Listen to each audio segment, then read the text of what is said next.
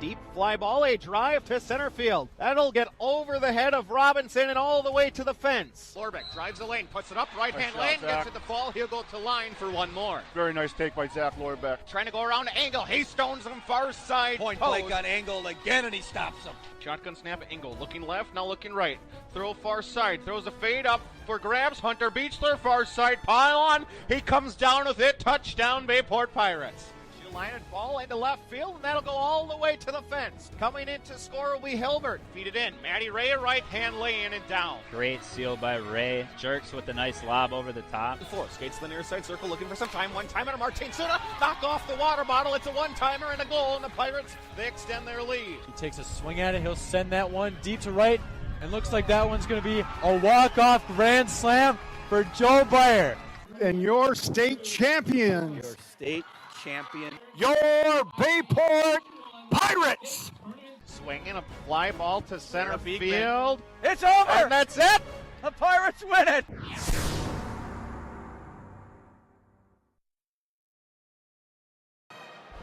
Back from the UW Fieldhouse on the campus of the University of Wisconsin-Madison. Pirates advance through the state quarterfinal, and now for Team State Wrestling, it'll be the 3-seed Marshfield Tigers and the 2-seed Bayport Pirates. Great to have you back with us, Chris, Ryan, Damien, as it should be a real intense battle, but I think that last one really brought a lot out of us already. Absolutely. Let's give you a quick update on the quarterfinal matches, and we'll just let you know how that went. And Bayport again will be wrestling Marshfield. Marshfield beat McGuanago 47-14. And then Kaukauna beat Waukesha West 67-6, so they advance to the semifinal.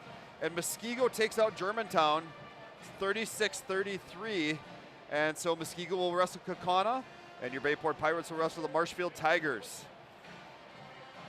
Quick shout out to the Ice Bears, who qualified for the state final, or I shouldn't say qualified, but actually earned a state title bid tomorrow against Superior. They'll take them on, I believe it's 12:30. In Middleton. So good luck to the Ice Bears. And to all of the Ice Bear hockey players that play for Bayport. We're cheering you on, and we wish you luck in your state final. Good luck to the Bayport bowling team, who's at state this weekend, and then the girls dance team is down in Orlando. Damien, I think national tournament? Yes, yeah, it's been a great week all around for Bayport. We had a number of students competing at DECA, winning a number of awards. Yeah, saw that not too. Not athletically, but definitely academically. And we always talk about being a student athlete, right, with emphasis on student first and athlete second. And, you know, certainly Coach Shevchak, that's been his philosophy, that's his approach, his attitude. These are excellent students, good wrestlers. So, you know, one has to precede the other. And I think Vince Lombardi once told his team, held up a football, he said, you can't eat this when you're done playing. So you better have some skills that you can apply elsewhere. That's exactly right. So proud of this team. They've been working hard all season. We are now in the state semifinals against the Marshfield Tigers. My friends, Marshfield is good.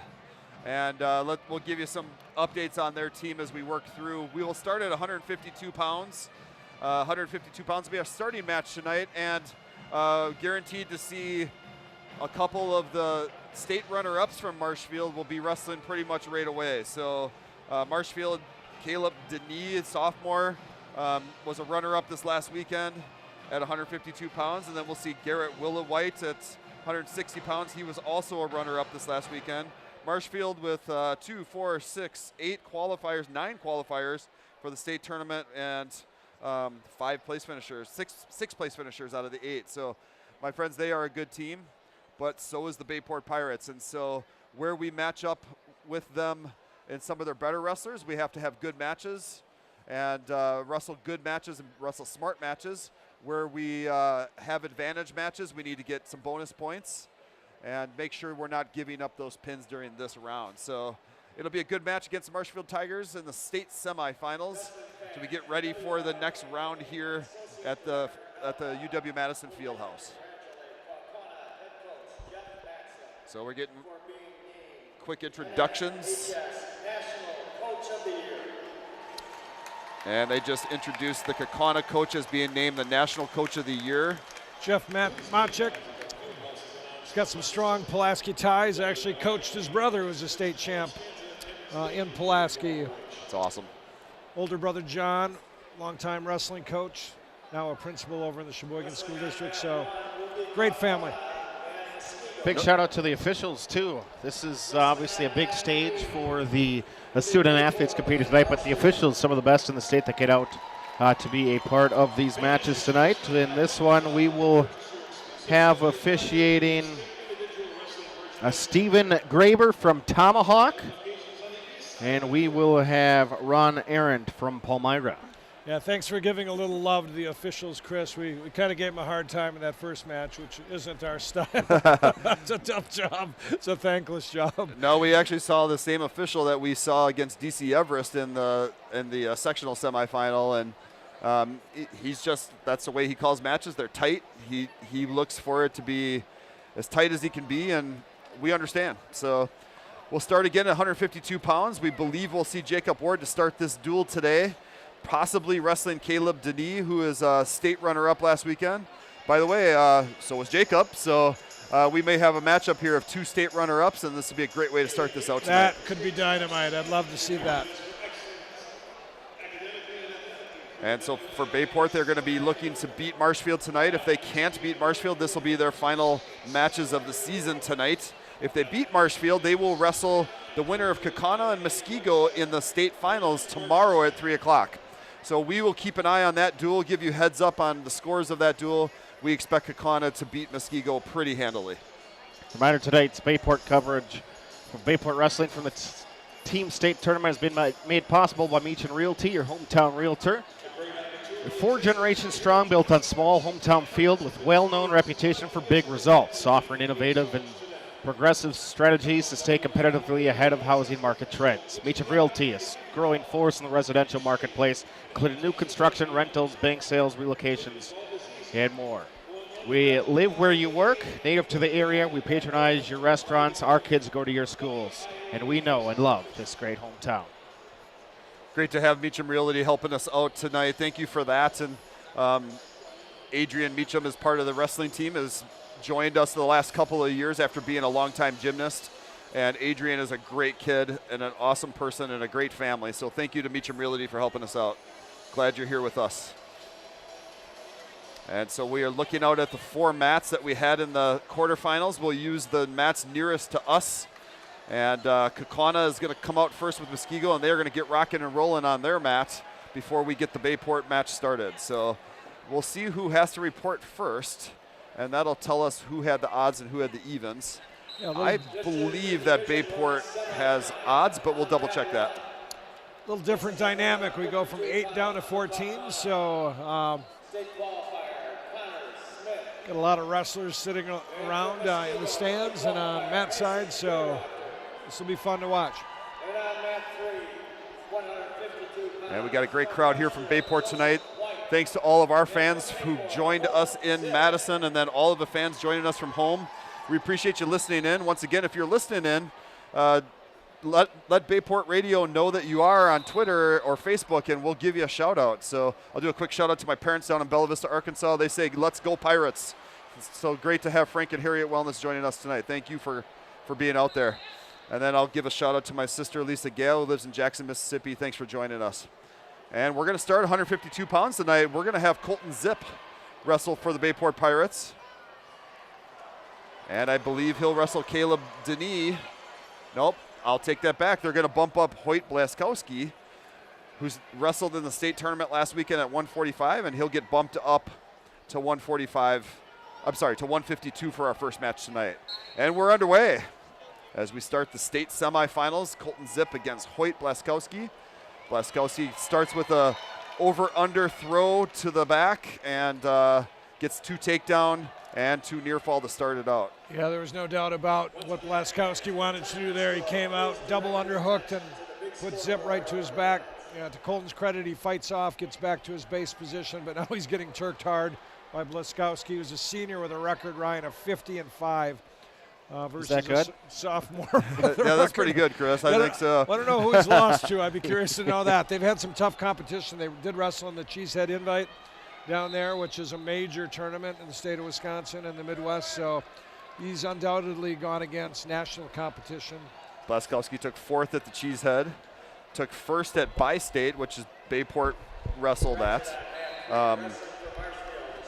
He is an excellent wrestler. Been watching him for years. In fact, I wrestled his dad when I was in high school, so so I know the Blaskowski family well. So out of bounds they go. Blaskowski in control on the top. He's up 4-0, and a nice hard,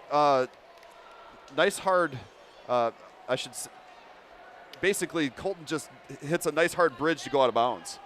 Todd Clark from the WIAA just delivered the match results from the quarterfinals, so we'll be also have that with us. Blaskowski's got Zip That's in nice a of him. cradle, taking him to his back with 47 seconds left here in the first period. Appears to be pretty tight, Ryan. And this is the heart of their lineup. They have some absolute studs in the middle of their lineup. Blaskowski last weekend took, took 5th at the state tournament. Again, Zip fights off his back, does a nice job trying to get hand control, coming back to base. Blaskowski with leg ride, power half on top. Now he's got one of Zip's arms behind his back, looking to work some sort of hammerlock, perhaps. And Blaskowski against McGuanago, won by fall in 134. And now he's going to work a crossface, not there, and so we'll finish the period out. It's 7-0 Blaskowski. Bayport is the odd team, or the odd matches team in this duel. In other words, they won the odd matches. Zip will choose to defer, I believe, but maybe he chose down. Blaskowski's on top, so Zip will start on the bottom, and he's going to try to pull the arm down. Blaskowski rolls, but he's able to come back up on top. So Blaskowski on top, 7-0.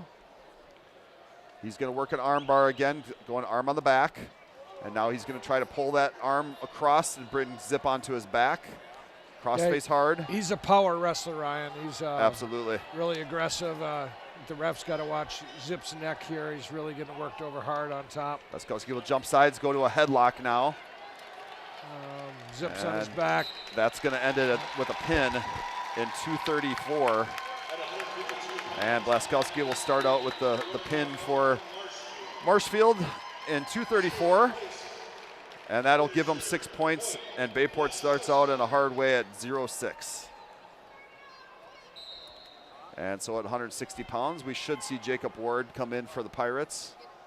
And we won't. We'll actually see Will Nast is going to come out at 160 pounds. And I think they're going to save Jacob for 145 and have him finish this duel tonight. We should see at 160 pounds, we should see Caleb Denis come out for Marshfield. Had an unbelievable state tournament last weekend as a sophomore and finished as a runner-up for the Marshfield Tigers. Will Nasta Jr. for the Bayport Pirates, and that's who we're going to see. Caleb Denis, sophomore, state runner-up. Will Nast Jr. for the Pirates. Denis is 45-6 on the season. Will Nast has mostly wrestled JV this year, had some varsity experience. And in a front headlock position, Denis is able to circle around, gets a takedown, and he goes up 2-0. Well, Ryan, you know who Caleb Denis works out with every night, don't you? Well, he's working with Blaskowski, who took 5th in state. And then he's working with Willowite, who took 2nd in state last weekend at 160. So this is killer's row. You know, these three guys are probably going in a trio every night in the wrestling room, making each other better. So Will gets the escape, and then Denis right back in on a takedown to make it 4-1. Denis tries to get Will on his back. He bridges out, no points scored, and now Will facing Denis. But no escape awarded yet, and out of bounds they go. Referee will say there was no escape given, and Will Nast will go down. So 4-1 Denis. Yeah, back to Hoyt and Blaskowski. Between the two of them, actually between the four and the heart of that lineup, they've got almost 200 wins between those 4 wrestlers, which is incredible. Denis took 5th at the Bi-State tournament, took 9th at the Cheesehead, but maybe had the tournament of his life at the state tournament last weekend, taking second at 152 pounds. So no slouch. He's picked it up in the back end of the season. And he's up 4-1 with 35 seconds to go in the first period. And with just 2 matches down over on the Kaukauna side, they get 2 pins to start out, and they're up 12-0 very quickly. Well, to Will Nass' credit, he's fighting hard, just comes up, gets a 1-point escape, trailing 4-2 now with 23 seconds left in the first period. With just 23 seconds, we'll finish out this first period in short time. Will likes to shoot an outside fireman's. If he can get that arm tied up, he'll shoot it. And you can catch a guy. Denis with a beautiful high crotch shot to a double. Scoops the leg on the way down for a Turk situation, gets the takedown, and he goes up. He's with 4 seconds left, he's up 6-2. Yeah, Denis was in so deep it almost looked like a duck under. It was pretty. I mean, you got to give a man credit when he shoots a pretty shot. So yeah, tremendous level change, just explosive off his feet. That's why he was second in state. For Marshfield, this is the 7th time in school history they've reached the state tournament. 5 of the last 6 years, so obviously they've been here. And recently, semifinals last year. That's the furthest they've gone. They've never made it past this one. Dominated their conference this year. They had 238.5 points at the conference tournament to win it. Rapids was in second at 172.5 points. So just absolutely dominant the entire season. Yeah, they're under the leadership of Coach Cody C., a UW lacrosse grad. He's got a record there of 72-28 over the last 5 years. So he's put a nice program together up in Marshfield. Interesting enough, I was doing some research on them today. They wrestled against a couple of the Division II and III powerhouses. They wrestled Lodi, lost 55-21. Wrestled Holman, Division I team that did not qualify this year, lost 45-31. Wrestled Fenimore, who's probably going to win the D2 state title. I'm sorry, or D3 state title, I should say, and lost 56-14. So, you know, it's a team that's beatable. You just got to score points in the right spots against this team. Yeah, I would add to that, they lost to Aquinas, 39-31. So hard to know at that juncture of the season, you know, who was in the lineup, who wasn't, but Will Nass gets an escape, 6-3. He's in on a nice shot. Denis fighting hard here. With 50 seconds to go in the second period, Will's going to try to stay hard on that leg. Denis is going to pick an ankle and should come around and score this takedown, but the referee's saying not yet. So, and he will get the 2 points. So make it 8-3. 35 seconds to go. Denis is going to try to run a hard half. Will's going to wing down on it. Will Nass has been a wrestler for the Bayport Pirates since he was very little. Great kid, hard worker, just a fabulous kid. I spent the entire state tournament with him last weekend, and we enjoy time together. And Will's just an awesome kid in general. So, you know, I have to say, Ryan, under the circumstances, you know, given the caliber of competition he's going against and the setting here, he's holding his own. He's trailing 8-3, end of the second period. Yeah, so against the state runner-up. 160 pounds, where Carter Calise normally would be. He's home. He's sick. yeah, He didn't even make it to school today. Hope that Carter's feeling better, but it's a lot of shuffling right away for Bayport. So we finish the period 8-3, and we go into the third period. Denis chooses neutral, and so we'll wrestle from our feet. Will in on a fireman's shot, but he gets blocked. Denis in a front headlock situation. Will's holding hard on the arm. Denis trying to circle and pick an ankle, and he does. His head's caught, so he hasn't scored yet, and now he will. So make it a 2-point takedown for Denis. He goes up 10-3 with 1:38 to go.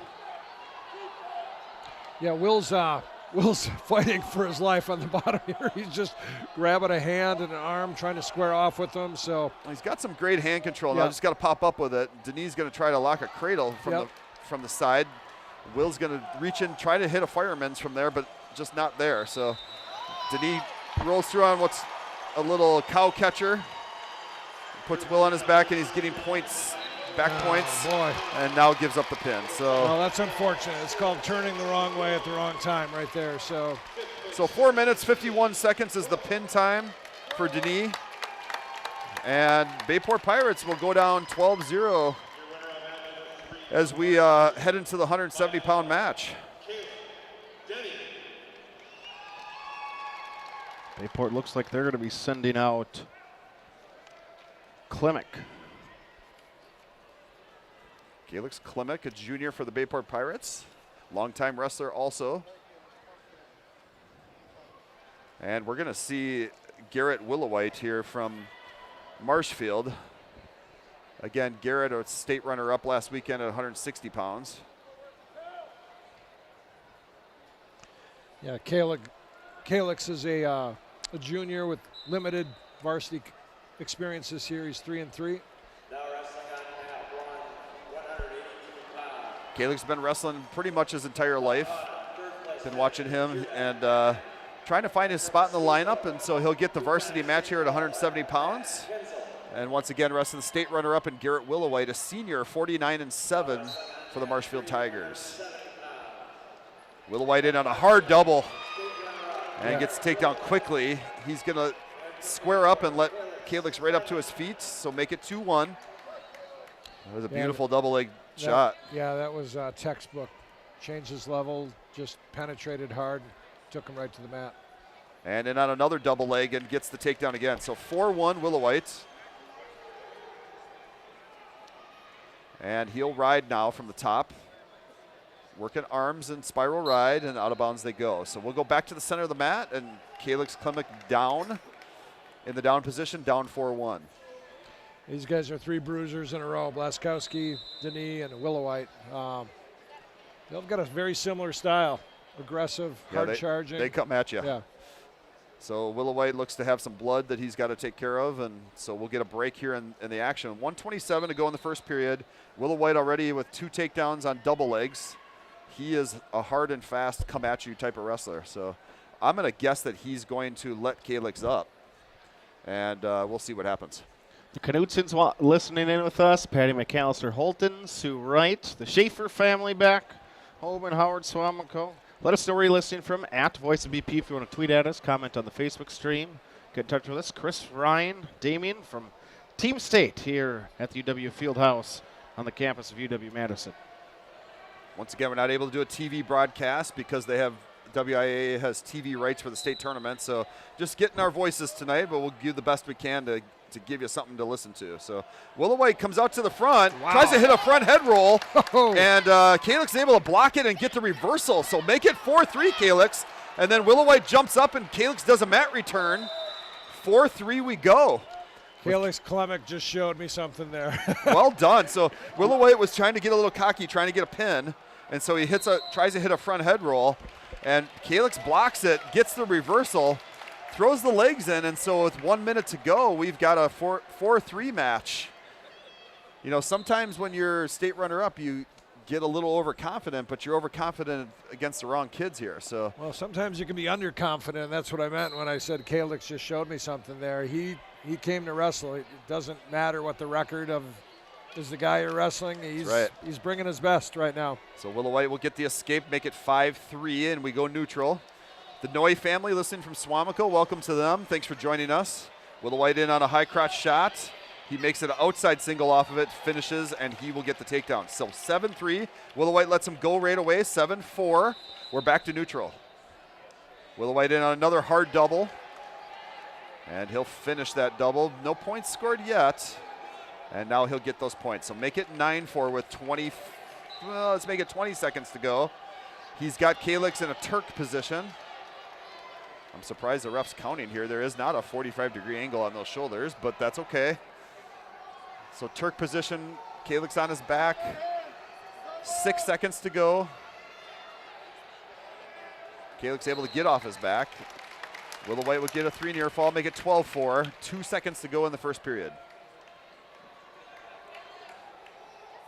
You can tell why he's a state runner-up. Well put together.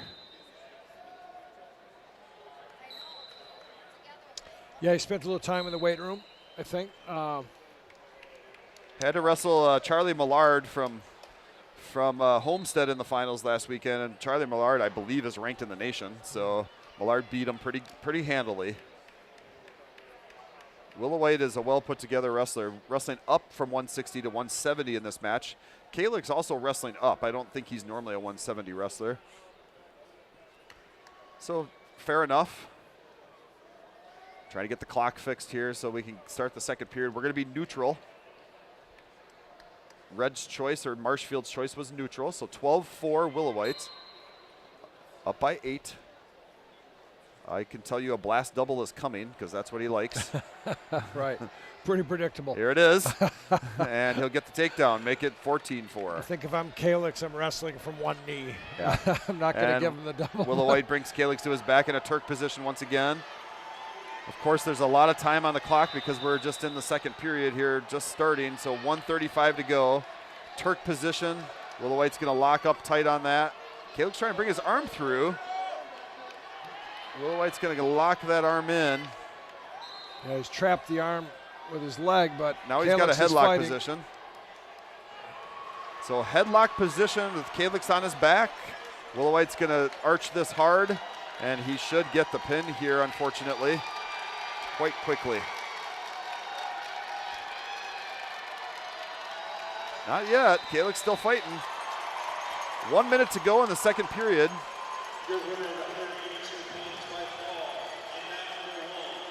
Again, he's outgunned, but Kalix Klemek showing a lot of fight here tonight.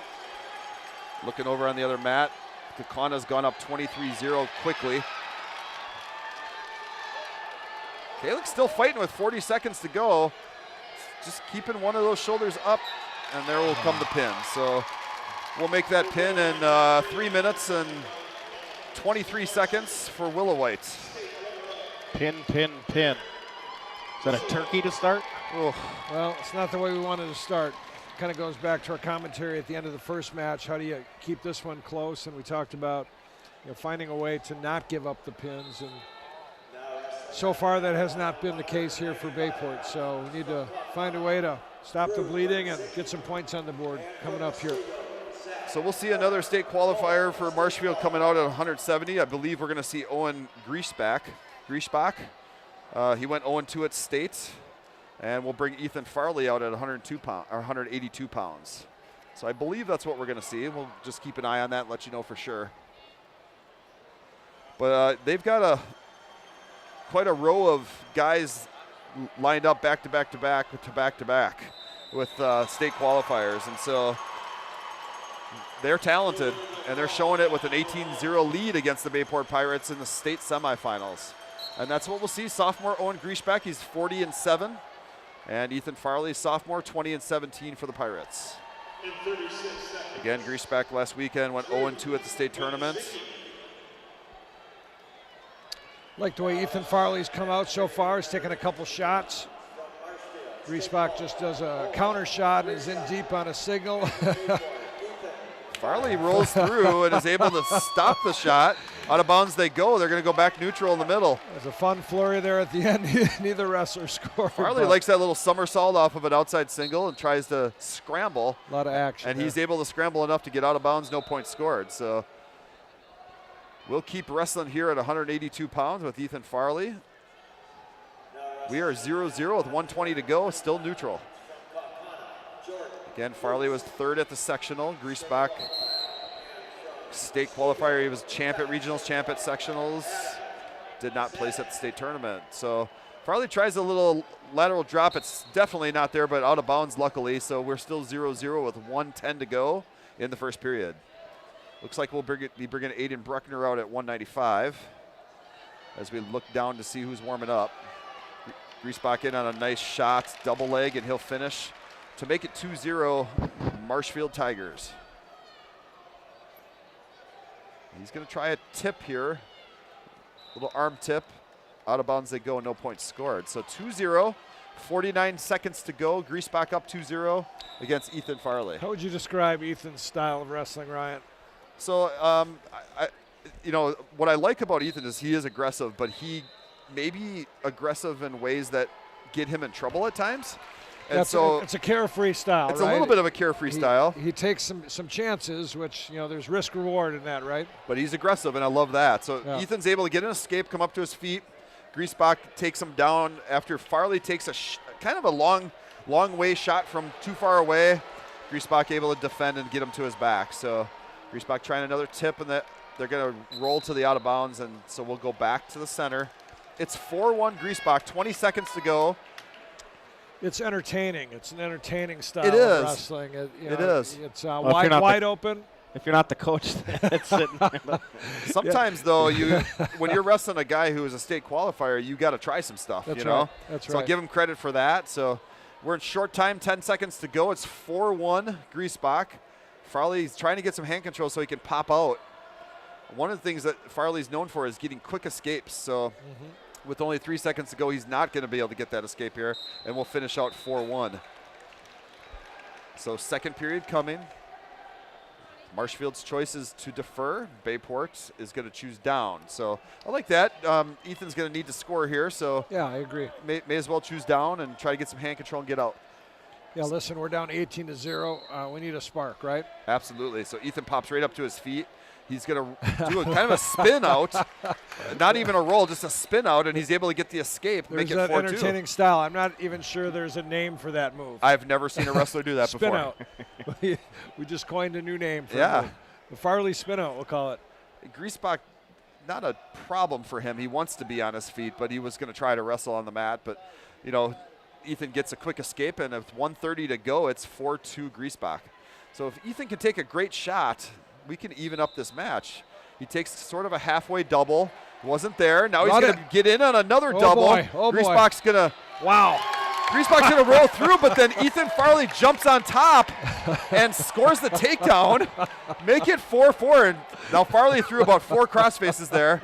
And then Griesbach finally ducked the crossface and said, I'm kind of done with that. And Farley totally missed. Well, it was like a swing and a miss. So it was like the big cut you take for the left field fence. Well, there's that entertaining style. It's coming out right now. And Griesbach comes up to his feet. He gets the escape. 5-4 Griesbach with 50 seconds. So a big scramble there. Ethan Farley ends up on top on the state qualifier Griesbach. Griesbach got an outside single. You know, he took a hard shot and it could have gone either way, and he finished, and he's keeping it close. It's 5-4. So Griesbach takes the outside single. Farley tries to whizzer it. Is not there. Griesbach gets the takedown. Make it 7-4. And 30 seconds to go. Kakana picks up another pin on the other mat. Make it 35-0 over there against Muskego. Yeah, they're steamrolling right now. It's starting to get ugly over there. So we're down 18-0. We're going to need to break this streak here, try to get a win. And we'll see another state qualifier in the next match. Griesbach gets a tip to Ethan Farley's back. Ethan is able to roll through and off his back for a 3 near fall. 10-4. And the period will end. Yes, period will end. Second period done. Griesbach with a quick tip at the end of the period for a 3 near fall makes it 10-4. It's Griesbach's choice. He's going to choose top. I'm shocked. I don't understand that choice. Yeah, especially given some of the success that Farley's had here tonight with coming out from the bottom. So, and so we'll start third period. Farley right up to his feet quickly. Griesbach's going to double leg him back to the mat. He's got the hips turned, but no back points yet. No exposure. And Farley will try to pop back up into a sit-out position. Griesbach will arm chop back down. And so 10-4, third period, 1:30 to go. Griesbach in control, 10-4.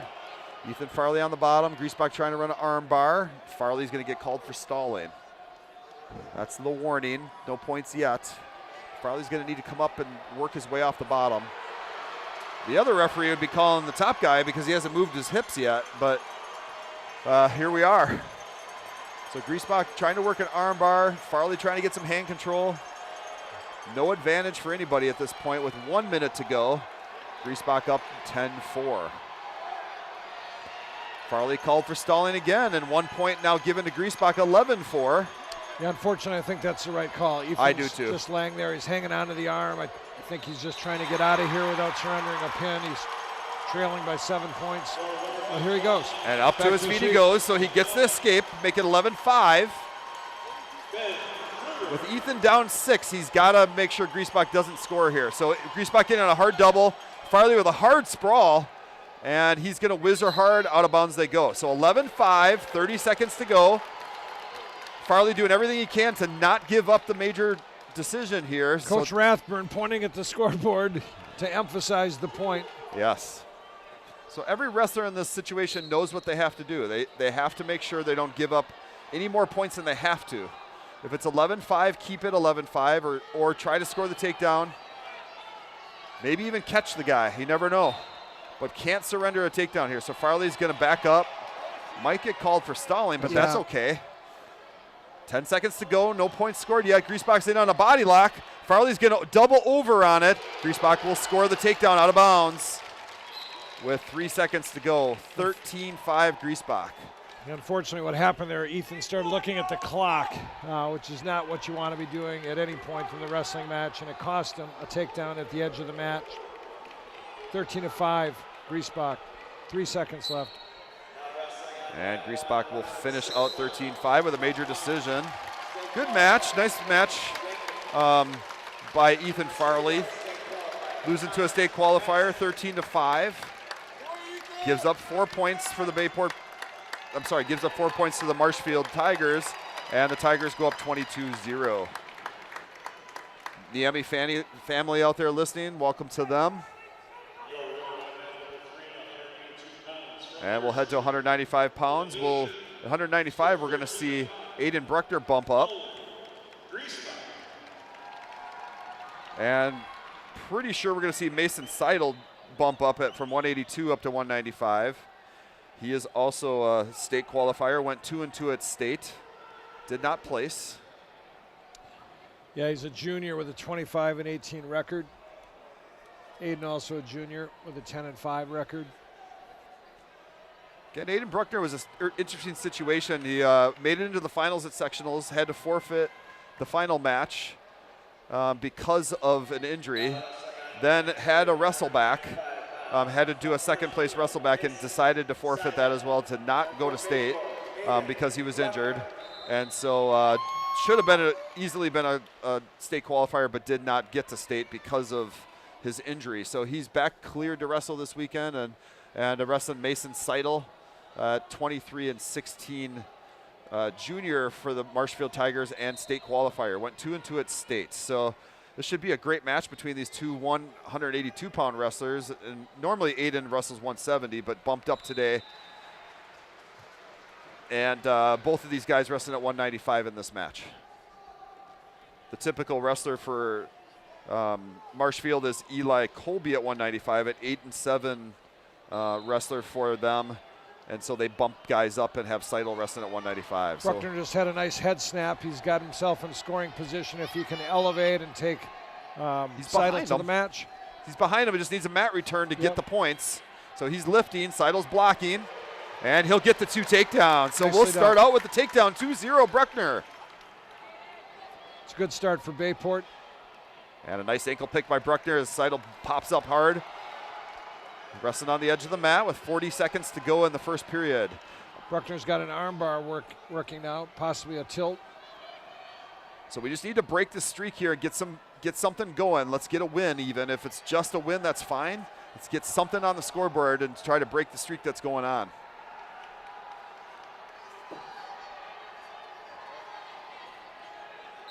Out of bounds they go. So we go out of bounds with 19 seconds. Bruckner on top, 2-0. Again, wrestling state qualifier Seidel went 2-2 at state last weekend. Bruckner going to mount opposite side. And off the whistle, he's going to arm chop, bring him to the mat. So 15 seconds to go in the first period. Seidel tries to pop up. Bruckner's going to grab a leg. And just mat return. Bring him back down. So no points scored. 4 seconds to go. Bruckner ties up the arm hard. And we'll finish the first period 2-0. Good first period for Aiden Bruckner. Yeah, well done. Wants to be. I believe it's Bayport's choice. We'll see here what the ref shows.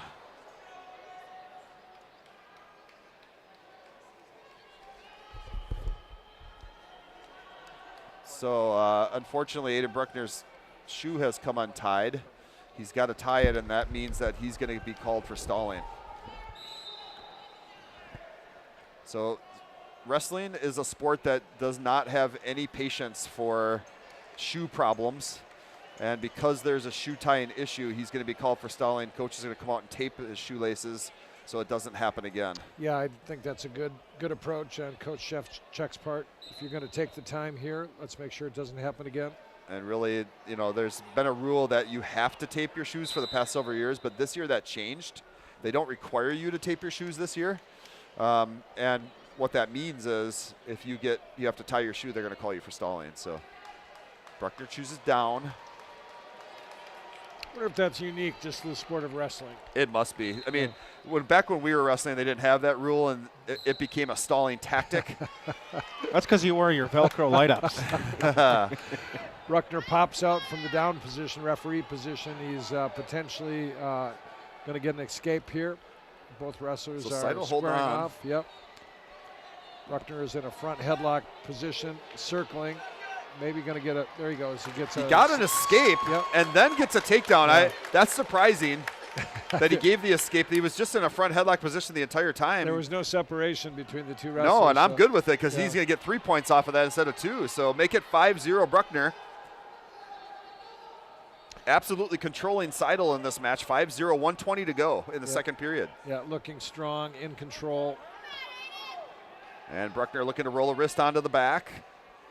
Again, seen the Marshfield kids similar to what we saw in the first duel, not working too hard from the bottom. And so just trying to prevent things as opposed to working to get out and not being called. So, and Seidel pops up to his feet. Bruckner throws a leg in, and the ref has to call that potentially dangerous. That's a high school rule.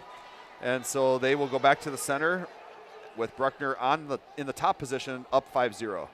55 seconds. Meanwhile, on the other mat, Kakana cruising at this point, winning 41-0. Seidel hops up again. Aiden tries to throw the leg in. Seidel grabs onto it, but they're in the down position. So Aiden's trying to work a quarter Nelson, front headlock. Seidel's trying to suck the leg in hard. Aiden's going to fight hard there. He is a very powerful kid, so he's not going to just give that up. Again, Seidel working the leg, trying to score some sort of escape or reversal, but Bruckner still in control from a kind of a head-to-head position. Now Seidel trying to work up the middle, head up the middle, and he does come up the middle and is able to reverse Bruckner, and unfortunately even brings him to his back, but Bruckner is able to pop out of that. And now Seidel will lock up an arm for a tilt as they go out of bounds. At the end of the second period, gets a 2 near fall.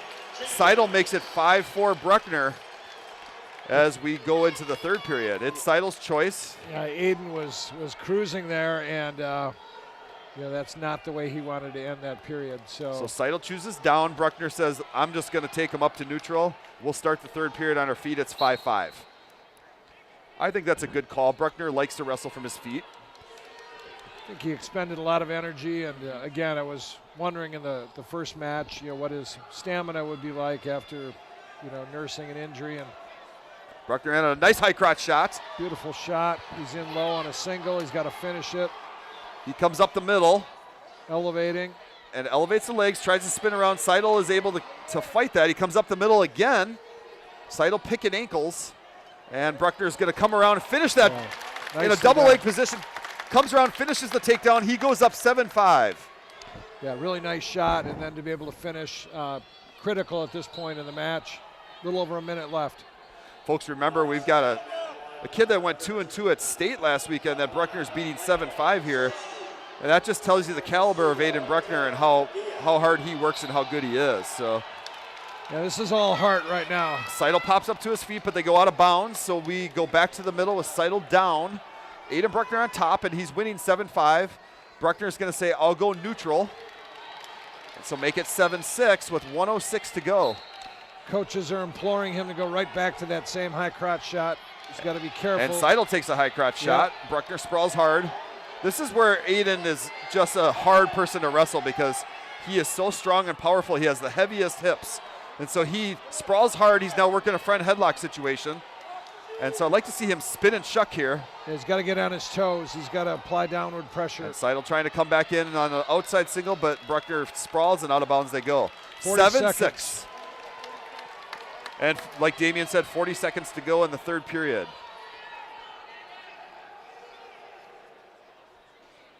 Caution on red. He didn't have his toe on the line.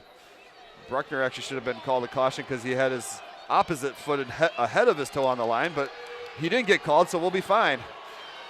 Seidel taking a shot. Bruckner sprawls. We're back to neutral, and we go out of bounds. Wow. And now, unfortunately, Aiden's backing out. They call him for stalling. That's his second one. So Seidel will pick up a point, and it's 7-7. 25 seconds to go. Because he had that stalling Beautiful call. reshot on Bruckner's part. He's in deep on a single. He's got to finish with 15 seconds. Comes up the middle again. Can he Seidel convert? picking Can he ankles. convert? He's going to go double leg as he tries to come around. He's got the leg very tight. Drive the double. He's going to drive 5 the double. seconds. He's going to try to come around. Seidel holding hard on the leg. 2. Referee says no points. And we're going to overtime. Wow. 7-7 overtime. 1 minute on the clock. We go neutral in overtime. Bruckner was in deep on a double, just could not finish. And again, we have to just keep in mind that this is all about conditioning. Beautiful high crotch shot, goes outside single again. He needs to switch to a double, bring the head up, switch to a double. He's trying to do some sort of a crackdown, I think, Ryan. He is cracking down. He can't hang on it. He's got to crack down. Yep, he's got to get on his toes and pivot right now. Now Just got to bring head up to the outside on a double, and he's got it. He comes up the middle again, brings him around. He's going to spin towards the head instead of spinning towards the legs. Seidel's holding on tight. Oh, no. He's losing position here. Oh, Bruckner does get the takedown, and he'll get the win. He basically, from a high school ride, gets the takedown, and he'll win 9-7 against Mason Seidel. Wow. Awesome win. Great job. Yeah, he showed a lot of heart there.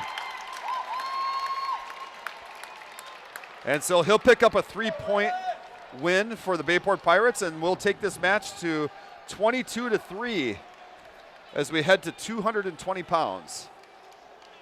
Exciting match, Ryan. Woo. Wow. Goes into overtime. Looked for a moment at the end there like he was out of position. I thought Seidel might come around through the back door and score the points, and somehow Aiden found a way to reposition himself and get the takedown at the end. Yeah, I mean, he just controlled the neutral game during that entire match, and so gets the takedown to finish it out, and we pick up 3 points. So we're going to 220, and we're going to see Alex Warden. He'll wrestle James Clements. Flip-flop the 220 and 285 for the first time, right? That's exactly right. So Alex Warden now back at 220. James Clements for Marshfield is a junior. Took 5th in state last weekend. Alex Warden, a sophomore, 23-14 on the season. Clements 19-9 on the season. Clements much shorter than Alex Warden, and that's pretty much the case every time Alex steps on a mat. But a little bit kind of a beefier 220-pounder. Stocky, I'd say. Stocky. Okay, stocky. I'll give you that. And we'll wrestle neutral with 1:30 to go. Each guy trying to feel each other out, trying to find a position that makes sense. Alex tries a little shuck by, it's not there, so we'll stay neutral. Clements has a head tie, and we'll break free. So Alex Warden now takes the head tie. So does Clements, so we're tied head to head. And we're down to 1:15 to go in the first period. Team scores 22-3, Marshfield. We got that spark we needed in the last match. 1 minute to go, still neutral, nothing scoring here. Oh, and Alex man. Alex, I thought, was going to catch him on a little pop, and Clements is able to kind of get his hips up quickly and score. So Clements gets the takedown. Yeah, it appeared as though Warden was on the verge of driving him to his back, and somehow, in that situation, Clements just got out of it. And with an 113-pound match over on the other mat, Kakana up 45-0, absolutely dominating Muskego. Warden on the bottom with 20 seconds to go. Clements trying to work an arm bar. He's up 2-0. And nothing doing with 10 seconds to go. Clements trying to run an armbar. It's not there. Warden fighting hard from the bottom. Just can't get his hips up to get out. And we'll finish the period 2-0 Clements. So nice fight.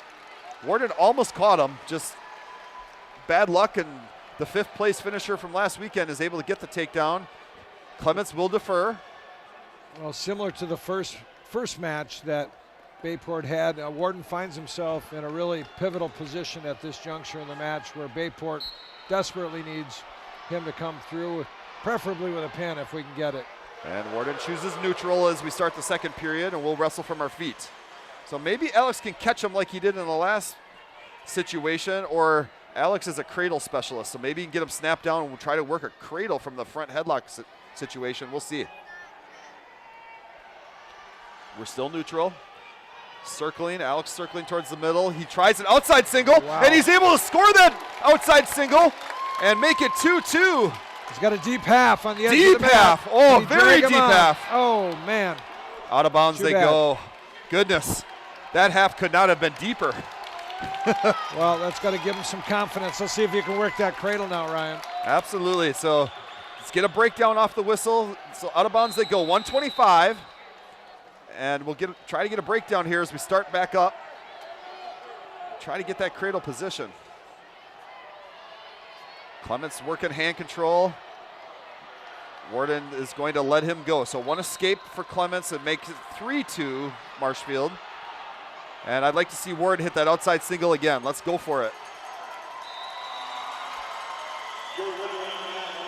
And Kakana picks up another win on the other mat on a close 6-5 match at 113. And now they go up 48-0. The action is meanwhile slowed down on our mat over here. Both guys are pummeling for position, catching their breath perhaps. About 40 seconds left here in the 2nd period. Warden trailing 3-2. Still neutral. Clements working an underhook. Warden tries a double leg from there. It's not there. Clements now working a front headlock position. He's going to try to spin, and he's able to spin. Gets the takedown. So 5-2 Clements. Now going to work a crossface. 19 seconds to go. Could really use an escape here from Alex. I think Alex forced that shot, tried to make something happen that wasn't there, and cost him.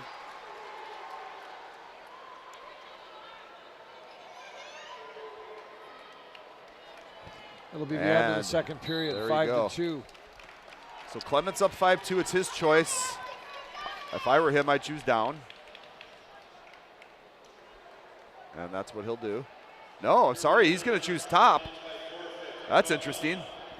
If you're up 5-2 in a state match, I just don't understand that. But well, it's an opportunity here for Alex to come out, get his one, score a 2-point takedown and tie it up. I think what his coaches are trying to do is say, hey, maybe you're a pin specialist, most likely if he's took 5th in the state. Sure. Let's go get the pin. But Alex has got the opportunity to pop up off the bottom here, and let's see if we can get an escape. So Alex reaches to wing out, and that's not there. So Clements has an arm tied up. He's going to pick an ankle. And Alex Warden flat on his belly. So 1:35 to go in the 3rd period. Again, it's 5-2 Clements. I think the challenge for a long wrestler like Alex is, when you get stretched out on the bottom, just reestablish the base and coming back into a power position. And it's just harder for a longer wrestler like him to do that. Just got called for stalling on top of it. A little over a minute left here. Basically, Warden trailing by 3. He's got to make something happen quickly. He's back to his feet. Here he comes. There's He the scored an escape. Here we go. So again, why choose up? You got a stalling call out of him, but now it's 5-3. If Alex Warren gets a takedown, it's tied. So I just don't understand that call. But it's 5-3 with 1 minute to go. Clements is winning. Warden needs his outside single here, and into a cradle position would be amazing. Yeah, he needs to fight for good head position. He's got his head down and not in the best stance right now. Both guys pushing on each other. I think you're right, Ryan. If he could circle and hit that outside single, he'd be in business. 5-3 Clements, 35 seconds to go. And Clements trips a little bit, and Warden rushes him, but Clements able to get back up. We're neutral again. 25 seconds to go. It's 5-3 Clements. Warden backing up. He better be careful here. He can't back up too much. Referee does not call anything as they go out of bounds. It's 20 seconds to go. We're in short time. We start back in the middle. I think he needs to hit a snap down or just try to shrug, and unfortunately he's in a position now where he attempted a double. Clements in a front headlock position, 10 seconds. Warden's got to scramble and go here. He's got to go. 5 seconds. Clements doing nothing, absolutely nothing, just hanging on for dear life, and he'll finish with the win. Clements wins 5-3. Well, that one hurt. We had a little bit of momentum coming out of Aiden Bruckner's match. It looked early on like Warden was in a position to even put Clements on his back at the edge of the mat, and just went out of bounds, and a couple of missed opportunities there. Good match by the sophomore. Really needed to find that win there. And we'll head to heavyweight. We'll see Tevin Montgomery come in at heavyweight. Marshfield will have Adrian Kruger, another state qualifier. He went 0-2 at state last weekend. Tevin about 215 pounds or so. Kruger looks to be maybe about 235, 240 maybe. Kruger's got a 37-19 record this year. So Tevin has not spent much time on varsity this year. He's actually started the season after football at about 240 pounds, and he's lost a bunch of weight. In on a nice high crotch. He took 5th at the JV state tournament and has had a good JV season. Still learning the sport as he's just trying to become a little stronger and better. And he spent most of his season at 220 pounds. So Tevin shot a high crotch, and Kruger was able to defend it, spin around, and get the takedown. He's up 2-0, and now Tevin will get the escape, make it 2-1. 1:25 to go in the first period. Kruger tries a head snap, but we go back to neutral. Neutral in the middle of the mat. Tevin's going to shrug off a collar tie. And I like the high crotch shot from Tevin. I want to see him just finish it. Kruger pushing him out of bounds with double underhooks, and Tevin will just circle back in. We'll keep wrestling. This is one of these situations, I think, Ryan and Chris, where clearly his choice sport and his best sport is football. He's got a bright future there, but great to see him out here competing on the wrestling mat, learning some things, leverage, some toughness, right? I think just got maybe headbutted on the part of his opponent there. Kruger changed his level and led with his head. Yeah, Tevin with his dad being a football coach and knows the importance of what wrestling does for the game of football. And so Tevin's putting that time in and spending time in wrestling. I've talked to his parents several times this season, and they're just so proud of him for being out here doing what he's doing. Yeah, and here's the beauty of being a heavyweight, and we've seen this before with other examples at Bayport. You don't necessarily have to have a long history in the sport. You can learn a few moves and be highly competitive. Yeah, Max Musin, two-time state champion, started as a sophomore. So wrestling as a sophomore. So took 3rd in sectionals, and then he won 2 straight titles. So he had about 7 moves. So Tevin, same deal. They finish out the second period. It's still 2-1. And finish out the first period. We're now in the second period. And Kruger takes down. And Tevin will let him go. So it's 3-1. 3-1 Kruger. And we're back to the neutral position. So Kruger with a collar tie. Tevin's going to wing down on that. And he's going to do a shuck by. And we're working the edge of the mat. Tevin will push back in, and we'll work towards the middle. Both guys still trying to fill each other out, not quite sure what to do. I'd like to see Tevin just hit that high crotch again. Yeah, that was a really nice shot. He's looking a little more comfortable than he was in the opening match. And, again, this is just really good experience for someone who hasn't had a lot of varsity experience to be in this situation at the team state tournament, competing on the big stage. This is a good momentum builder as he looks to next year.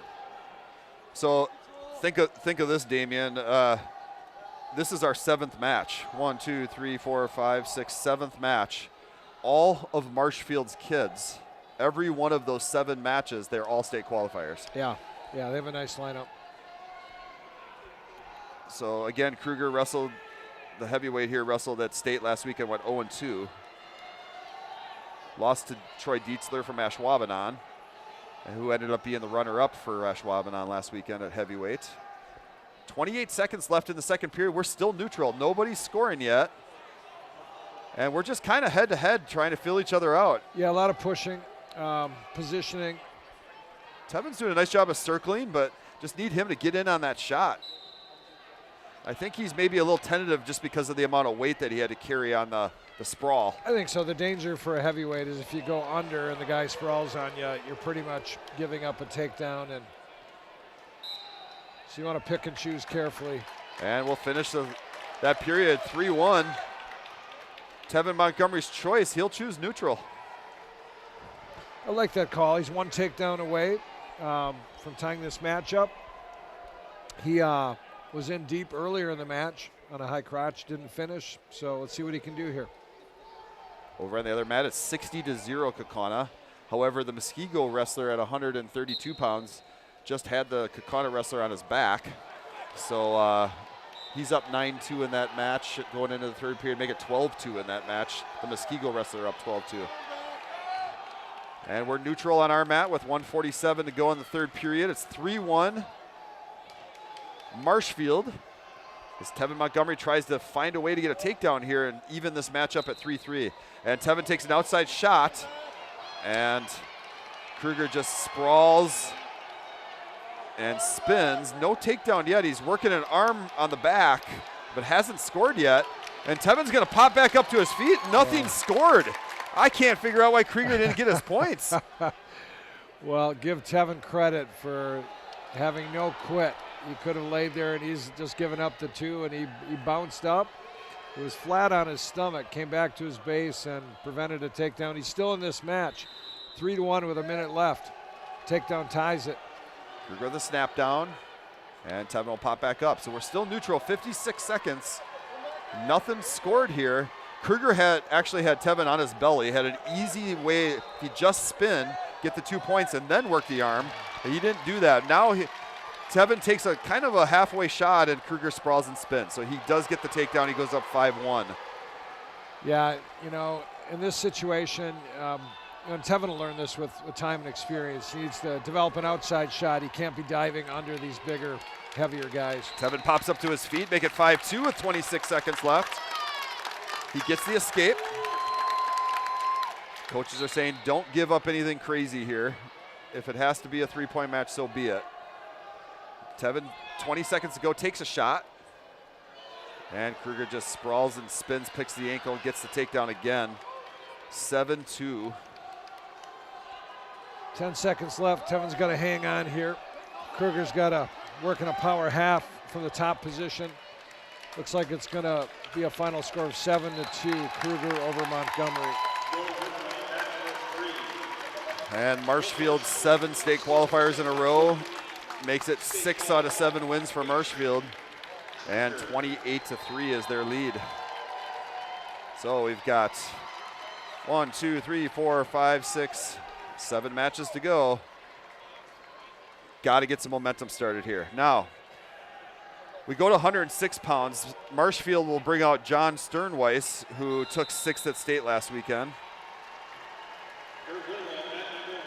And we'll have Landon Heim, the senior from Bayport.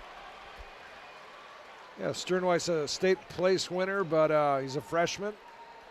Heim a senior, so this will be an interesting match.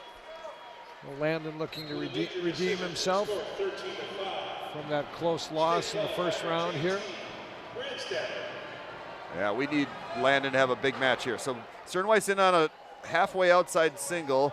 Heim sprawling hard, working a crossface. Sternweiss tries to come up with it. Sternweiss a freshman, 42-14 on the season. Landon Heim, senior, 37-10. And in on a nice high crotch as they went out of bounds, they come back to the middle. Landon Heim hits a high crotch, Sternweiss sprawls. And so we stay neutral with Sternweiss in a front headlock position. We'll break back up and we'll start back in the middle again. Nothing scored, nothing gained. Sternweiss takes an outside shot, Heim locks up the arm. Nothing there. Sternweiss trying to dig out a double, but there's just nothing there. And now Landon Heim will work from a front headlock. Tries to hit a cow catcher, but it's not there. And so we'll go back up into our feet. Yeah, good action on the part of both guys so far early in this match. Love to see an ankle pick here from Landon. That's his bread and butter. He gets in on an outside single shot. Sternweiss sprawls. And Landon's going to try to come up the middle. He's in deep on a double. Can he finish? Sternweiss just going heavy hips here. Landon going to try to switch to an outside single. It's not there. Sternweiss is going to just work front headlock. Landon does get outside single on the opposite side. Nothing scored. 30 seconds to go. Landon needs to bring that up. He does try to bring it up. Now he's going to try to crack down. It's not there. Sternweiss sprawls again. Now Landon comes up the middle. And out of bounds they go. So 19 seconds. Oh, so the referee actually gives Landon Heim a point because Sternweiss locked his legs as Landon came up the middle. And he is not allowed to lock his legs from that position. So 1-0 as we stay neutral. 10 seconds to go. 1-0 Landon Heim. Oh, Landon hits a nice short drag, but does not score. And Sternweiss tries to go double. Oh, boy. And he gets the takedown with no time left on the clock. Sternweiss penetrates, hard double, right as time expires. That hurts. Make it 2-1 Sternweiss as we finish out that first period. Sternweiss will defer. Landon Heim chooses down. 2-1 for the freshman from Marshfield. Senior from Bayport, Landon Heim off the bottom. And Sternweiss starts with a crossface, trying to work a cradle.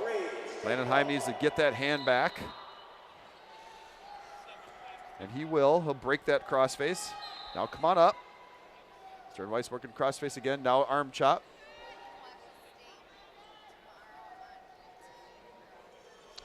Yeah, Heim broken down to his stomach, working back to his base position, trying to hit a switch. And Sternweiss is riding hard from top. Nothing really.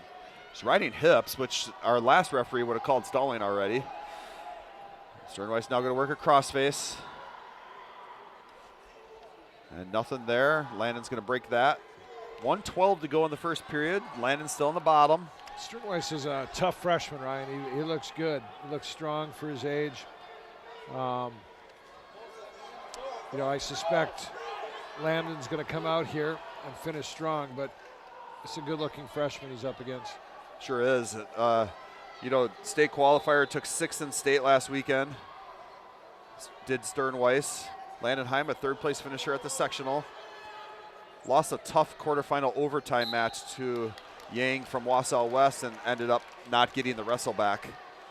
And so didn't qualify for state in his senior year. So out of bounds they go. 40 seconds to go in the second period. Landon Heim still on bottom. He goes to a sit-out. And now he's going to work switch. He's going to work switch. He's coming around.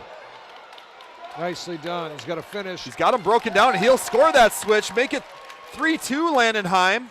Sternweiss pops right up for the escape. 3-3. Takes a shot right off the escape.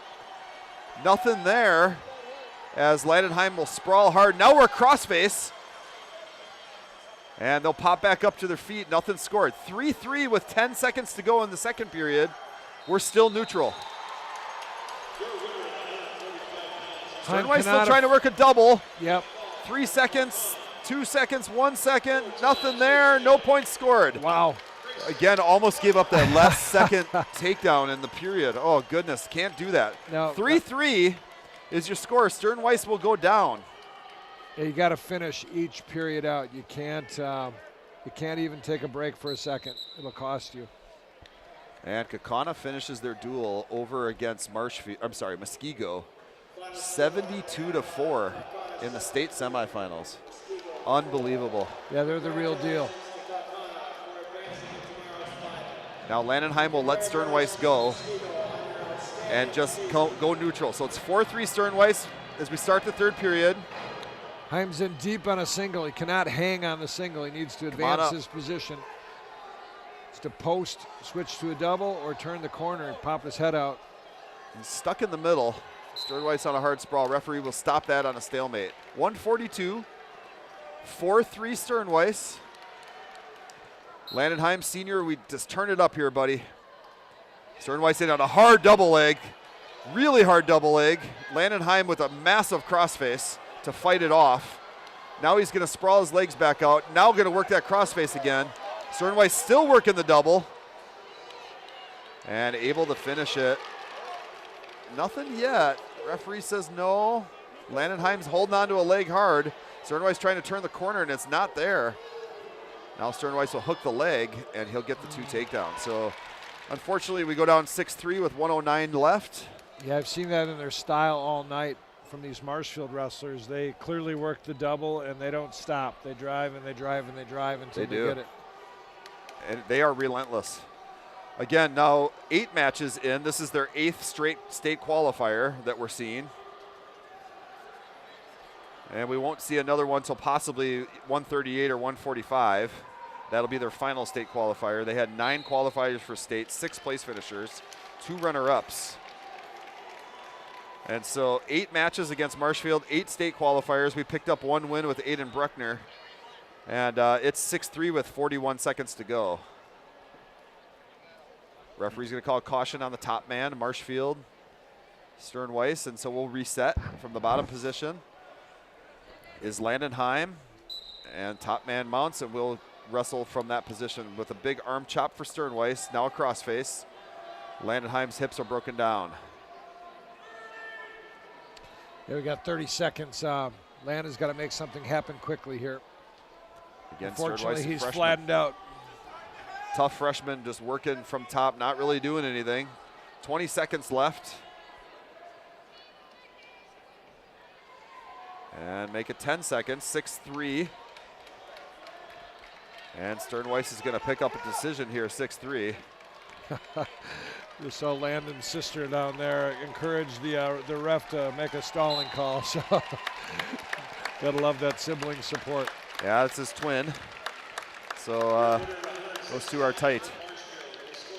Sternweiss will pick up a 3-point decision for his team, and that brings Marshfield up 31-3. So tough stuff for the Bayport Pirates, but we're going to head into a better part of the lineup for us and a weaker part of the lineup for Marshfield. Marshfield's going to bring out at 113 pounds Ava Gardner, who took 3rd last weekend at the girls' state tournament. Lost to Corrigan in the semifinals. Corrigan, the 2-time state champion from De Pere. And we'll see Aloya Schlump for Bayport, our 4th place finisher last weekend for the Bayport Pirates at the state tournament. So Aloyas needs to take it to Ava Gardner here. We need a pin. And Aloyas in on an outside single quickly. And he'll finish that outside single, and he'll go up 2-0 quickly on Ava Gardner. And he's going to work his bread and butter here, which is hand control and tips and scoring points like a madman. Yeah, Owen's got to feel really good about his freshman campaign. He's been highly competitive. As you said earlier, had some impressive wins at the state tournament. So future looks bright for Owen Wafke. No, this is Aloya Schlump at 113. Sorry. Yeah, I apologize. Had an excellent state tournament. In fact, the matches that he won were all either technical fall or pin at the state tournament. Right, correct. Lost to the returning state champion 5-2. And so he does get a tip here, and he gets the 3-point near fall, but we're back into top and bottom position. He's up 5-0. So he let go of the position to make sure he can get his 3 points, and now he's going to tie that arm up again. Out of bounds they go. So Aloy Schlump up on Ava Gardner. He's up 5-0 quickly with 1 minute to go in the first period. Again, Ava Gardner, this will be their 9th in a row state qualifier. However, she wrestled in the girls tournament and took 3rd at 100 pounds last weekend. Yeah, again, Schlump 42-10. He's had a great year as a freshman. Just an excellent wrestler, very aggressive, fun to watch. He's got a great style on his feet, even more great style in the top position. Loves to tie up arms and work tips. Now he's going to work a hard half Nelson here. And guys, I've said this before, we've seen girls wrestle, but the way to beat girls is to crank on their necks. Girls typically just have very weak necks. And Aloyas gets an arm bar tip, and he's scoring near fall. He's going to let it go to get 3 more points. And referee has not awarded it yet. He must still have an arm bar. I can't see it. Just let go of the arm bar there, Aloyas, and let's just get the points. It doesn't matter. We'll finish the period with a 3 near fall. And Aloyas slump up 8-0 as we finish out the first period. Aloyas' choice. He'll choose neutral. Ava Gardner is a sophomore. She's wrestled on the boys varsity team a good part of the season. She's 12-13, but again, took 3rd in state last weekend in the girls tournament. Yeah, Aloyas, as you were speaking, just hit a beautiful low single. Got really good level change. Nice trip. Yep. And so he goes up 10-0 early on in the second period, 1:30 to go. He's going to lock an arm bar up again. I guarantee the Marshfield coaches said it's okay to give up a tech fall, do not give up a pin. And Aloyas does get her to her back as they're just right at the out of bounds mark. He needs to keep his body in bounds because if she throws her feet out of bounds, we're out of bounds and he can't get the pin. He does get the pin, so we'll take that pin and make that pin in 2 minutes and 45 seconds for the Bayport 4th place finisher in state. Nice job by Schlumpf.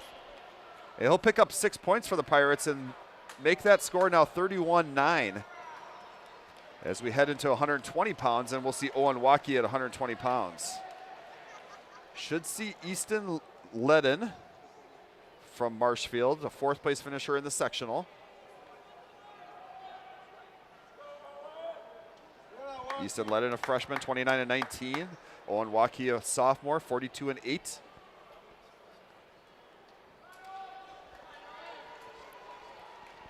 And we'll start the 120-pound match. For the first time, we have a wrestler from Marshfield who didn't qualify for state. That's been quite the go with all the kids they brought out. So they don't bring Ledden out. They're going to instead bring Jace Kelnhofer. Yeah, Keinhofer is a junior, 22-20 against Wathke, a sophomore, 42-8. Again, Owen Waukee, a state qualifier for the Bayport Pirates. He beat Eggert from Pulaski in the wrestle back match at sectionals to qualify for state. Owen had a nice shuck and spin around, but ends up going out of bounds, no takedown. So we'll go back neutral with 1:30 left on the clock in the first period. Owen on a nice outside single. He's able to lock up the other leg. If he just climb here, he'll get the takedown, and he does. Yeah, the back-to-back combination of Wathke and Schlumpf, bodes well for the future of Bayport as it relates to some of these lower weights. So those guys are going to win a lot of matches over the next few years. Well, so Waukee wrestled 113 most of the season, Schlumpf up at 120, but then Schlumpf came down to 113 and beat Owen out. Mm-hmm. And it doesn't matter. Owen ends up qualifying for state as well at 120 pounds. Owen wrestling on top, working breakdowns. You can tell the Marshfield wrestler has been told, just hang on, don't get turned. 44 seconds to go. No real action at this point as Owen's trying to bring him back onto the mat, and the wrestler from Marshfield is running out of bounds from the bottom position. And I would like to see the referee call stalling, but he did not. So we go out of bounds, back to the middle we'll go, 33 seconds, and 2-0 Waukee. I regret to report that the band has left the building. The Bayport band has left the building, so yeah, it's a long ride back for the band. So we do appreciate them being here tonight. They brought a lot of fun energy to the pre-match warm-up and in between the first two. So thank you to the Segrist for their leadership and for the Bayport band, the best band in the land, for being down here and cheering the Bayport Pirate wrestling team on. Stalling call on the bottom man with 5 seconds to go in the first period, and then Waukee's going to try a tip, but it rolls through and nothing scored. So 2-0 at the end of the first period. Kelnhofer has done nothing. Waukee has been the complete aggressor the entire time. Kelnhofer's choice is to defer, and Waukee will choose down. So Waukee up 2-0. Guys, this is the weaker part of their lineup, and so if we can string some stuff together here, we're going to be back in this match. Even though we're down 31-9, this is the meatier part of our lineup. So Waukee able to spin out.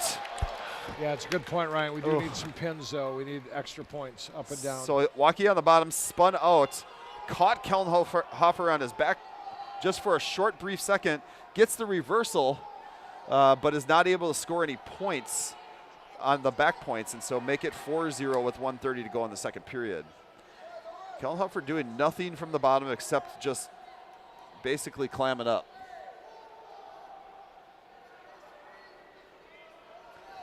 And Waukee will work an arm bar.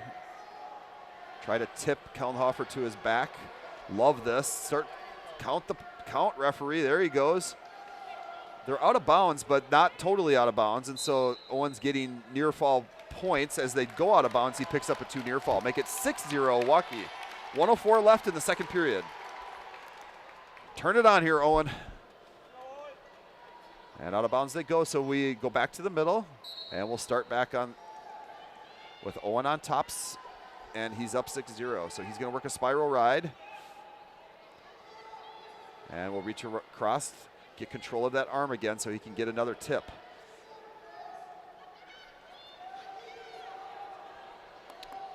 It's been a long season for these guys. You know, find ourselves right in early March here, March 3rd, and season started in earnest, right? Yeah, about the middle of November is when they start, so it is a long season. Bottom man called for stalling again, so Owen picks up a point, make it 7-0. He should be called for stalling. He's done nothing, literally nothing. 20 seconds to go in the second period. Owen still riding on top hard, working wrist control. And he's going to try to get a nice little tip here as he finishes out the period with 10 seconds to go. Now works a spiral ride, now works wrist, now comes across to pull the arm in, and we'll finish the period 7-0 Owen Waukee as we head to the third period. Yeah, Waukee doing everything in his power to affect, you know, some opportunity for near fall points, and unfortunately in this case, you know, Kellenhofer kind of hanging on. So off the bottom position comes out, gets a quick escape here to start the third period. I have no idea what he just did there. Kellenhofer chose top and then cut him then loose. did an optional start and let him loose to to give him a free point and go up major decision on him. That makes no sense to me. Why didn't he just choose neutral? Right, correct. I mean, if you're going to do optional start, try to like hit a cradle off of it or something. But he just lets him up. Waukee just picked up a point. Kellenhofer called for stalling. And Marshfield also called on a caution as he's come back to the middle. Caution start, so it's 9-0 Waukee. Kellenhofer in a front headlock position. Owen trying to work up out of that. Kellenhofer's going to try to hit a neck wrench, but Owen's going to sprawl out of that. And Owen's got to be careful in this front headlock. Yeah, that was a little too close for comfort. Looked like he was out of position for a moment there. Just a short drag here, Owen. That's all you got to do. Reach up, grab the arm, and short drag out. Right. Still with the front headlock position for Kellenhofer. Owen's trying to work his head back out and come back to neutral. Nothing there. Still front headlock with 55 seconds. Where's the stalemate? Thank you. There it is. So 49 seconds to go. Waukee up 9-0, and stalemate brings us back to neutral in the center of the mat. It's been a long day for the refs, too, I think, right? I still don't get why you choose top and then let him go. Nice outside single for Owen Waukee, make it 11-0. Owen's got to let him go, get to work here maybe, and just try to get a tech fall. Yeah, 30 seconds left, short time, so he might be better served to let him go, try to take him down, or get a quick tilt. He's going to coffee grinder the arm and try to bring the wrist in. 11-0 Waukee. 20 seconds to go. He'll pick the ankle, flatten him out. Now Owen's going to try to run a half. Nothing there. Bottom man still doing nothing. Well, Kellenhofer did what they needed him to do, not get pinned, right? That's exactly right. And Owen Waukee will pick up a 12-0 win. Make it 13-0 because of another stalling call as we finish out the match. Good match by Owen Wafke. And Owen Wafke will pick up 4 points for the Bayport Pirates and now make it 31-13. Marshfield Tigers up 31-13. We've got 4 weights to go. And we'll next see Peyton Garcia at 126 pounds. Not sure who we'll see. Is this going to be Easton Ledden moved up? I'll let you know who we see at 126 pounds. Peyton Garcia will be your wrestler for Bayport, the senior. Peyton took 3rd at the sectional, did not qualify for state, didn't get a wrestle back. Or no, actually I think he did get a wrestle back and lost that match, if I remember correctly. So we're still waiting on the Marshfield wrestler to get you a name. And Peyton will start with a front headlock. He's going to work that front headlock trying to grab a leg, not there. And they'll square up back to neutral.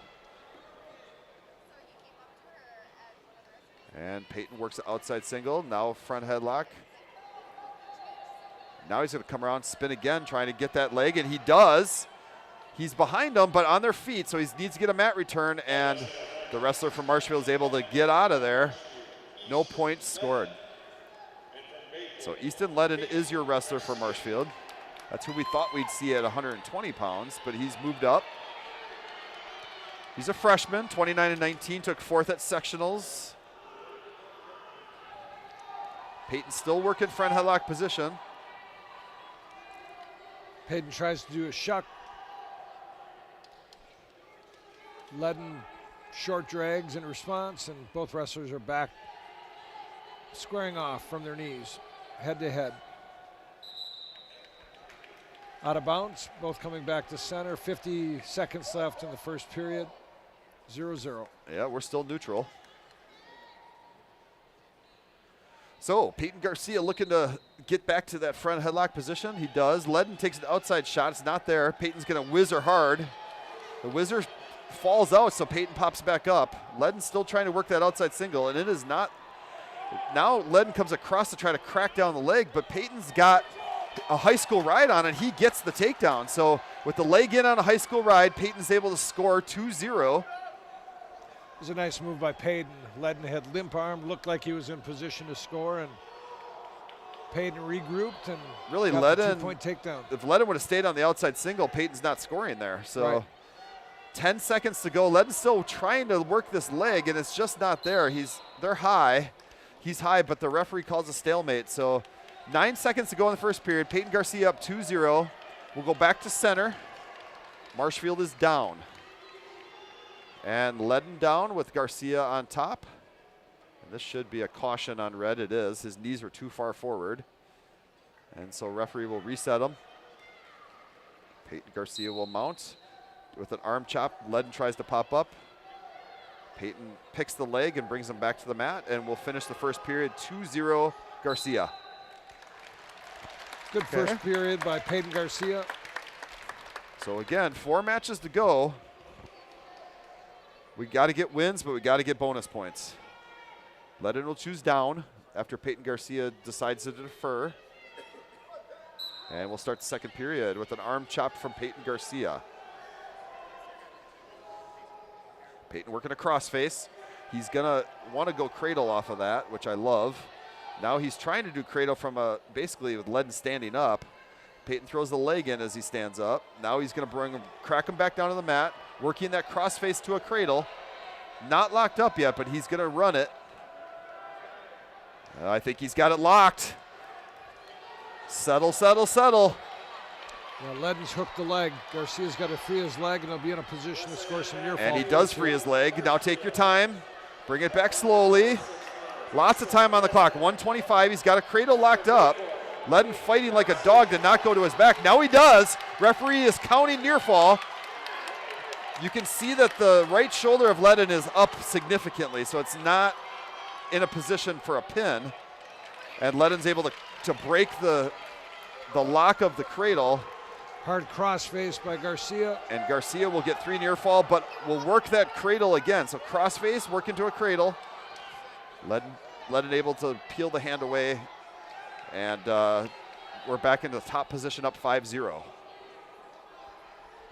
So need bonus points. Bottom man call for stalling. 43 seconds to go.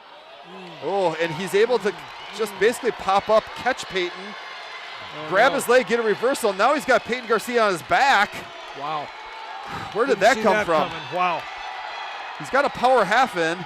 27 seconds left. Garcia's got to fight off his back here and get to the next period if he can. Referee looking very closely here.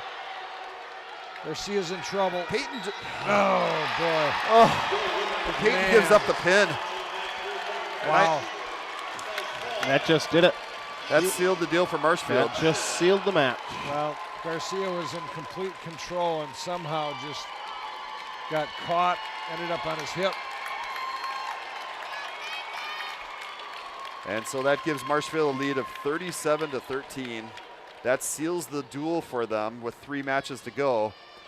And we'll see what Bayport's going to do here at 132 pounds. Looks like they're going to bring out Owen Knoll at 132 pounds.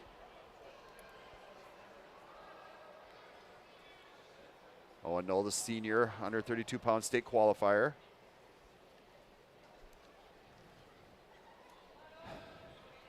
Bayport just too much to overcome early on, and when you're not at full strength tonight either, missing your 160 due to illness, your 285 due to injury. I think we're going to see Keenan Landwehr, as that's who they will bring out. Sophomore, 11-28 on the season. Owen gets in on a quick outside single and dumps and finishes, and he goes up 2-0 quickly.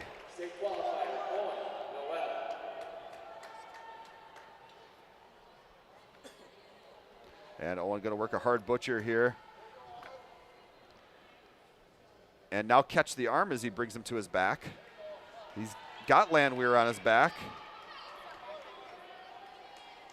Bayport trying to finish strong here, trailing 37-13. So this will be the last match of the senior's career of Owen Knoll. At 132 pounds, now he's got it locked up in a headlock position. And he'll get the pin. Nice job by Owen Knoll to get the pin for the Bayport Pirates. Congratulations to Owen Knoll. Finishes a really good career. It's the way to go out, Ryan. And the Bayport fans up on their feet to give Owen some love. Finished with a win here at the Team State Tournament and a pin. And he gets the pin, make it 37-19 for the Bayport Pirates. And we go to 138 pounds. Nicholas Shoemaker will come out at 138 pounds. We think we'll see Brett Franklin from Marshfield. Also a state qualifier, took 4th in state for the Marshfield Tigers.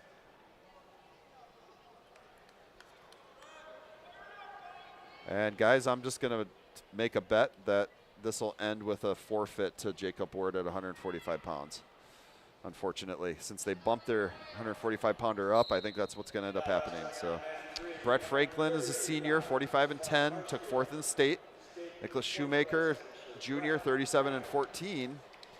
And Nicholas finished this thing strong. Yeah, that's the thing. I mean, the match is not winnable, the team score, but there's a lot of pride on the line here. And Brett Franklin catches Nicholas in a head throw, but out of bounds they go. No points scored. You want to finish strong, be respectable. And so Nicholas come back to center. We're back to neutral. Nice outside single shot. Beautiful shot by Nick Shoemaker, outside single. Franklin sprawls. Nicholas trying to come up the middle. Franklin sprawled hard again. Now he's going to come around, hook the leg, and get the takedown. 2-0 Marshfield. Again, Nicholas Shoemaker wrestling 4th place finisher at state last weekend. Nicholas wants to work hard here and just keep doing the things he does, take those shots. Franklin working from the top position, working cross faces. As Nicholas tried to pop up, he cross-faced him and brought him back down to the mat. So 2-0 with 49 seconds to go in the first period for Franklin from Marshfield. He's got a leg in. And now he's going to Turk that leg. And as he Turks the leg, Nicholas able to pop his leg out. Nothing scored. 30 seconds to go. Franklin in control on top. Nicholas is going to grab the arm, try to pop up off of that. Franklin picks the ankle, brings him back down. So once again, Franklin now trying to work a 3/4 Nelson from the top. That's not there. Nicholas is going to come up hard off of that. Nothing scored. 5 seconds to go. Franklin stacks him up in a hard cradle. Gets the pin with 2 seconds to go. Wow. Oh, man. He caught him with his leg up. Yeah, that was one of those power moves. And unfortunately, it didn't end well for Nick Shoemaker or the Bayport Pirates in this match tonight. So 43-19 is the score for the Marshfield Tigers. And as we head to 145 in our last match of the night, that's exactly, well, no, they're going to bring a wrestler out, so good for them. Okay. Jacob Ward will wrestle his final match for the Bayport Pirates as a senior. And he'll wrestle at his weight that he wrestled at state as a state runner-up at 145 pounds. Again, Hoyt Blaskowski's normally their 145-pound wrestler. I'm not sure who they're putting out here. It'll be somebody who's a JV wrestler, most likely. And we'll give you a name in just a second. So Jacob Ward's final match of his career is Marshfield's up 43-19. This match has been sealed. So let's have Jacob finish this thing strong in his last match as a Bayport Pirate as he finishes up as state runner-up and finishes at the state team tournament today. Ryan, he's taking on Tristan Merchant, a sophomore with a 5-6 record. Ward scores a quick takedown with a double leg. Riding hard from the top. He's got both legs in now. He's going to run a hard power half from here. And with both legs tied up on one side now, he'll look to go with a guillotine. That's not there. So Jacob's going to let him go. Let's go neutral. 2-1, Jacob Ward. Merchant takes a bad shot. Jacob's going to lock up basically on a cow catcher. He trips him on a cow catcher, brings him to his back. He gets 2 takedown and 2 near fall. So 6-1 Ward. And 1:10 to go in the first period. Once again, the Marshfield wrestler's been told, do everything you can not to go to your back as Jacob Ward hits a hard half Nelson. Gonna bring him with a wrist and a half to his back. Jacob gonna jump sides on this. Didn't need to jump sides. He gets a 3 near fall off of that as Merchant comes off his back. Jacob up 9-1. Now working a coffee grinder. Now arm bar. Gonna run that arm bar.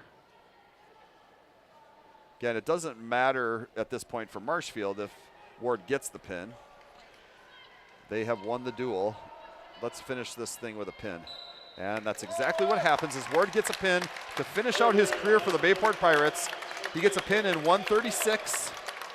And you can see him just be a little bit emotional out on that mat as he has had an excellent career for the Bayport Pirates.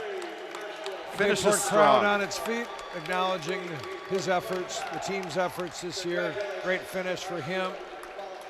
Had a good season for the Bayport Pirate team as a whole. Congratulations, Coach Shevchek, the entire program. And so the Bayport Pirates will drop their duel to Marshfield 43-25. Coach is giving some hugs to those seniors, especially to Coach Hansen and Jacob Ward. Coach Hansen spent a lot of time with Jacob over the years. They've worked together. They've done a great job. Proud of this team and what they've accomplished this year. And they ran into a buzzsaw today in Marshfield. And teams will cross the center of the mat, shake hands. Bayport has 28 wrestlers in uniform, and they're able to have 28 wrestlers out there. Many more of their wrestlers up in the stands. With a strong program, they've got lots of future ahead of them. Yeah, they had a great season. They finished 18-3 overall. Conference champions, 7-0. Regional sectional champions. We knew Marshfield would be a buzzsaw, and guess what? That's exactly what they brought. So with 10 state qualifiers, including a girls state place finisher, they come out and just looked outstanding. So we'll give you a rundown of those matches in just a second. And Marshfield Tigers will move on to wrestle Kaukauna in the state final tomorrow at 3 o'clock. And that ends the season for the Bayport Pirate Wrestling team. So congratulations to the Bayport Pirates on a great season. And congratulations to the seniors on all that they've accomplished in their time at Bayport. And as we look to reload for next year, we'll see Bayport do the best they can to reload and get this team back to the state tournament again. So let's do a quick rundown for you. So we started at 152 pounds tonight. Colton Zip comes out for the Pirates, and he gets pinned by state place finisher Hoyt Blaskowski. That makes it 6-0 Marshfield. Will Nass comes out at 160, and he loses to state runner-up Caleb Denis by pin, 12-0 Marshfield. Caleb Clement out at 170, and he gets pinned by Garrett Willowhite's state runner-up from last weekend, and Marshfield quickly up 18-0. Ethan Farley out at 182, loses a major decision, 13-5 to Owen Griesbach, state qualifier, 22-0. For Marshfield. 195, Aiden Bruckner breaks that streak, gets a 9-7 win, and makes it 22-3 over Mason Seidel, state qualifier. Alex Warden comes out at 220, loses a close, hard match 5-3, and 25-3 Marshfield. Tevin Montgomery loses a tough match against state qualifier Aiden Kruger, and loses 7-2, and Marshfield goes up 28-3. State place finisher at 106, John Sturweiss takes out Landon Heim 6-3, and Marshfield goes up 31-3. And then we start to turn the corner here. So Aloya Schlump at 113 gets a pin over last weekend's girls' third place finisher Ava Gardner, 31-9 for Bayport. Owen Waukee gets a major decision 13-0, make it 31-13. And then Peyton Garcia gets pinned at 126, and really what was a surprising pin, completely in control, gets caught, and that seals the deal for Easton Ledden, and the Marshfield Tigers, they go up 37-13. Owen Knoll finishes his senior campaign at 132 with a pin in 49 seconds, make it 37-19, and then Nicholas Shoemaker gets pinned at 138 pounds to state place finisher Brett Franklin, 43-19 Marshfield.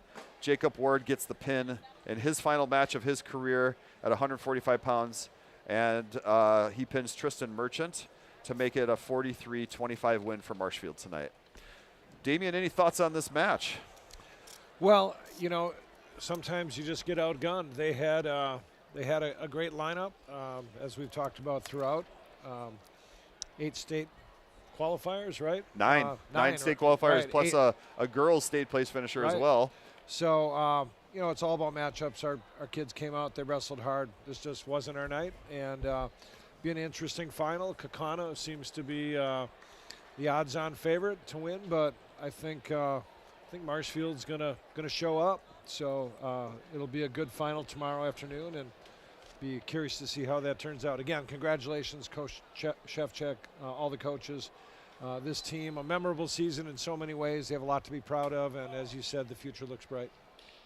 Quick shout out to our seniors that finished out tonight as their last matches. So Landon Heim, Peyton Garcia, Owen Knoll, Jacob Ward, all seniors for the Bayport Pirates. They finished their career with the Bayport Pirates tonight. So other seniors on the team, Vaughn Campbell, heavyweight, was not able to wrestle this weekend, so we missed him terribly. Vaughn, we hope you have a quick recovery. 195-pounder Jack Knight finishes out his career. Chris Van Evenhoven finishes out. And congratulations to Wyatt Wilson. And just glad to have these guys on the team with all of the things that they've done over the years to bring some something to this team to just make it something more special. We're proud of all of you, of the Bayport Pirates, and all the work they put in to be at the point that they're at. So congratulations to all these guys on a great season. As we look into next year, we look to reload and get this Bayport Pirate team back to state again. We'll look to those juniors to take control of this and come back and do this again. Again, the broadcast coverage of Bayport Pirate Wrestling from the Team State Tournament's been made possible by Meacham Realty, your hometown realtor. Gentlemen, I know you were sick to start. Damien, I greatly appreciate it. We started back at the Battle in the Bay. We brought you some duels throughout the season with the video streams, sectional And then we've been able to bring it here. I greatly appreciate you guys taking time, joining us, your expertise, the fun, the laughs we can have, and taking time away to be a part of our coverage throughout the whole year. Yeah, it's been a blast. Thanks for the invitation. Voice of Bayport, thanks for your coverage of Bayport Athletics. Very grateful for that. Thankful to our sponsors and our whole community for getting behind our student athletes and our programs. That's part of what makes this really special. Yep, we appreciate all of you. Wrestling's that sport that doesn't always get enough recognition, and yet this team has been recognized for the hard work they've done all season. They've had a great season, and we're very proud of them. Thank you, gentlemen. I appreciate it. So for Ryan Willits and Damian LaCroix, I'm Chris Learman.